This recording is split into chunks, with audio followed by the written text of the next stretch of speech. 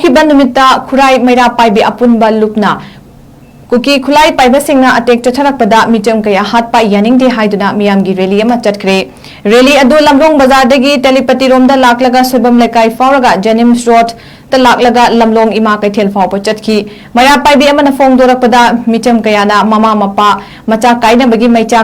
खांगबदा पेंदबा फोंदोकनकी लेंगाकना अथुबदा meeting चंगदुना लान असे लोइसिनबियु हाइना अपील तौकी मिचम हातपा यानिंगदे मोदी गवर्नमेंट की मीटिंग यानिंगदे सेंट्रल पैरामिलिट्री फोर्स लौथोउ ड्रोन बॉम्बिंग दा चेनबसिंग चेराकपियु खुनगाकपा फाबा यारोय दिल्लीदा कुकी की ऑफिस साबा यारोय इमा कैथेल दा थवय उसितबा पुलिस लौथोउ हाइबा स्लोगन सिंग लाउदुना रैली टु चटखी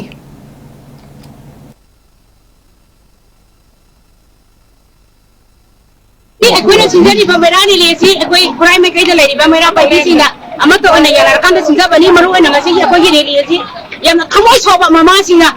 नहान अखोइ इखं खंगौदना कक्टुदा अखोइ एटेक तरपा कुकी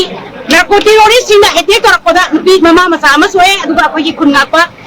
लेकाइदा लेरिबा अखोइ मिचम अमसु सिरे अखोइ नुपी अमसु सिरे लोइनामा नुमितुदा अखोइ इखं खंगौदना मै थारपा अदुगा कुकी नार्कोटिरोरिस्ट सिना अखोइ ड्रोन बॉम्ब एटेक तरपसे अखोइ थमोय से सोना नुआइतबा अखोइ हावी दिगुम्बा चथरगलिबा थवंग सिंगसि नोंगालकांदा अखोइ सेंजम चिरांदा चथरे कदांगबन थनापोपी सिनांको मथंग मथंग मयाम अमा ngasi ngasi mata babak sauda अखोइ नोमै काथराइनि सिगुम्बा मयाम सिंसे अखोइ ममा मो आइना अखोइ gi nupi mo aina अखोइ कमाइना अखोइ gi isa काइनरबा ममा काइनरबा माइ मपुरिबा काइनरबा nupi कयाम अखोइ ngasi मैतै लेबा सिदा अखोइ कयाम उबा पांबिरिगे हाबिसे अखोइना सरकार अंजनिंगजे ngasi gi याम लुद्रबा हवं इचम चंजाबा nupi मा अखोइ मपांदा लापदा यामदा नुआइतबा थौदोक्ता सिकिबजे अखोइ थमोसेना नुआइतबा फावी सिगुम्बा कया सिंगसे ngasi सरकारना मियें चमिरगा सेंट्रल गवर्नमेंट ने Tumin लाइबजे लाइबिगनो अखोइ मियें चंजनबिरा अदुगा Manipur ngasi narco टेररिस्टना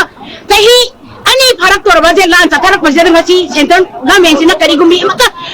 थौदांग नरक्तबजे ngasi अथुबा मतमदा narco टेररिस्टना मरु फंग मुथलकांदा ngasi अखोइ लानजे निवनि बबखोना चथर इबा लानजे निवनि मरु फंग मणिपुर गी नार्को टेररिस्ट किसिंजे मुथत पियो हाइबजे अखोइ गी मेरा पाइबी सिंसिना अखोइ संजल इबा रैली से